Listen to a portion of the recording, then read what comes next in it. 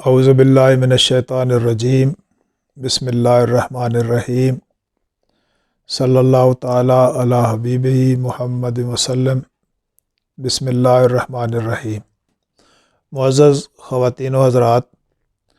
قرآن فہمی کے سلسلہ سوالات و جوابات میں آج ہم ایک نئے موضوع کے ساتھ آپ کے سامنے پھر سے حاضر ہیں، اور یہ موضوع ہماری نشستوں میں لوگوں کے، بھائیوں بہنوں کے سوالات و جوابات میں سے جو رزیلی سوال آتے ہیں اس میں سے منتخب کیا گیا۔ سوال یہ آیا، اللہ تعالیٰ قرآن کریم میں سورہ نساء کی پہلی آیت میں یہ فرماتے ہیں کہ ہم نے تمہیں نفس واحدہ سے پیدا کیا اور پھر اسی میں سے تمہارا جوڑا بنایا اور بہت سارے مرد اور عورتیں پھیلا دیے۔ اس پہ سوال یہ آیا تھا کہ جب نفس واحدہ سے پیدا کیا گیا تو پھر جو انفرادی نفس کے اعمال ہیں ان کی کیا حیثیت رہ گئی کہ اگر نفس کو ہی پوچھنا ہے تو نفس واحدہ سے پوچھا جائے۔ تو اس سوال بڑا ویلڈ سوال تھا کہ انفرادی نفس کی حیثیت کیا ہے اور جو نفس واحدہ سے پیدا کیا جانا ہے وہ کیا ہے۔ اس کے لیے فوری طور پہ میں ایک مثال سامنے رکھتا ہوں کہ جس طرح ہمارے گھروں میں بجلی استعمال ہوتی ہے اور بجلی پاور ہاؤس سے ہوتی ہوئی ہمارے گھر آتی ہے، اور جہاں یہ جنریٹ ہو رہی ہے، جو اس کا سورس ہے، وہاں سے سارے شہر میں بجلی ایک ہی سورس سے دی جاتی ہے، اور پھر اس کے آگے مختلف فیڈرز بنائے جاتے ہیں جو مختلف علاقوں کو چارج کرتے ہیں، اور فیڈر کے اندر پھر آگے ٹرانسفارمر لگا کے اس کو سٹیپ ڈاؤن کر کے مختلف گھروں میں الگ الگ میٹر دیے جاتے ہیں۔ یہ بجلی کے نظام کو سامنے رکھتے ہوئے ہمیں نفس واحدہ سے نفس کی انفرادی حیثیت تک پہنچنے میں آسانی ہو جائے گی کہ وہ بجلی جو مین سورس سے ایک جگہ سے جنریٹ ہو کے آ رہی ہے، مختلف جگہوں پہ تقسیم ہوتی ہوئی جب انڈیویجول گھر تک آتی ہے تو اسے وہاں ایک میٹر لگا دیا جاتا ہے،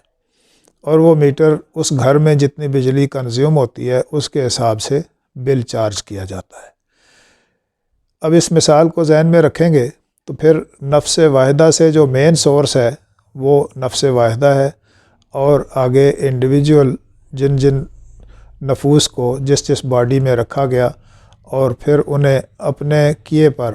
جواب دہ ہونے کے لیے بھی کہا گیا کہ جو کسب کمائی کرو گے اس کا بدلہ پورا ملے گا۔ تو ہمیں اپنے انفرادی کاموں کو جس توفیق سے ہم استعمال کرتے ہیں وہ توفیق نفس ہے، اور وہ نفس واحدہ ہے۔ اب اس کو جب ہمارے پاس باڈی میں انفرادی حیثیت میں وہ آتا ہے تو اس کے 3 مدارج ہیں، ایک نفس لوامہ ہے، ایک نفس امارہ ہے، اور ایک نفس مطمئنہ ہے۔ اب جب امارہ والی حیثیت میں جاتے ہیں تو ہر شخص اپنی ذاتی غرض و غایت میں جب مبتلا ہوتا ہے تو وہ نفس کی کنڈیشن ہے، وہ نفس ہی، لیکن وہ نفس امارہ ہے۔ جب اسے تھوڑی سی اپ گریڈیشن ملتی ہے تو وہ لوامہ کی کیفیت میں کبھی وہ اطمینان کی طرف ہوتا ہے اور کبھی وہ ذاتی غرض و غایت میں مبتلا ہوتا ہے، تو اس کنڈیشن کو لوامہ کہا گیا، اور اس سے آگے جب ترقی کی گئی تو اسے نفس مطمئنہ کہا گیا۔ ہے نفسی لیکن وجود کے اندر استعمال ہوتے ہوئے امارہ کی حیثیت سے ہے، پھر جب وہ ہمارے اندر دوسری کنڈیشن میں جب اپ گریڈ ہو کے اشرف المخلوق کی حیثیت سے استعمال ہوتا ہے تو وہاں اسے نفس لوامہ اور نفس مطمئنہ کے درجے تک ہمیں جانا ہوتا ہے۔ تو انفرادی معاملات میں ہمیں جواب دہی اپنے کسب کمائی کی دینی ہوتی ہے، لیکن اس کا نفس واحدہ سے کوئی جو تعلق ہے وہ یہی ہے کہ مین سورس ہمارے پاس وہ ہے۔ اگر اسے ہم قوانین الہیہ کے مطابق، مشیت الہی کے مطابق استعمال کریں گے اور اپنی مرضی اور منشا اس میں شامل، غرض و غایت شامل نہیں کریں گے تو وہ نفس مطمئنہ ہے، اور وہ اس مین سورس کے مطابق زندگی گزارتا ہے، جسے سورہ الفجر کے آخری آیات میں کہا گیا، یا ایتھا النفس المطمئنہ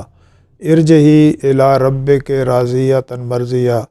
وادخلی فی عبادی وادخلی جنتی۔ اے نفس مطمئنہ کے حامل لوگو، اب تم رجوع کرو اپنے رب کی طرف کہ تم اس سے راضی ہوئے، وہ تم سے راضی ہوا، اور اب شامل ہو جاؤ میرے بندوں میں اور داخل ہو جاؤ میری جنت میں۔ تو نفس واحدہ کے ساتھ ہمارا تعلق ہر شخص کا اسی طرح قائم ہے، لیکن اس نفس واحدہ کی دی ہوئی صلاحیتوں کو اپنی ذاتی حدود میں کس طرح کوئی استعمال کرتا ہے، اسی کسب کا نام اچھائی اور برائی ہے، اور ہر نفس اپنے کسب کا ذمہ دار ہے اور اس کا پورا پورا بدلہ اس کو دیا جائے گا۔ قرآن نے یہ فیصلہ کر دیا، وَمَن يَعْمَلْ مِثْقَالَ ذَرَّةٍ خَيْرًا يَرَهُ وَمَن يَعْمَلْ مِثْقَالَ ذَرَّةٍ شَرًّا يَرَهُ۔ جس نے عمل کیا مثقال اور ذرے کے برابر بھی خیر والا، وہ اس کے لیے ہے، اور اگر کسی نے عمل کیا خرابی والا تو مثقال برابر بھی ہوگا تو وہ اس کو بدلہ پورے کا پورا دیا جائے گا۔ تو نفس امارہ، لوامہ اور مطمئنہ تینوں نفس واحدہ کی کنڈیشنز ہیں، اور کوئی شخص انہیں کس طرح سے لیتا ہے، بہر صورت اپنے اعمال اور کسب کا جواب دہ ہر شخص موجود ہے۔ اپنے آپ کو اولیاء اللہ کے مطابق، رسول اللہ صلی اللہ علیہ وسلم کے اسوہ حسنہ کے مطابق اگر ہم اپنے نفس کے عرفان تک داخل ہو سکیں تو اللہ کے بندوں میں شامل ہو سکتے ہیں۔ وما علینا الا البلاغ۔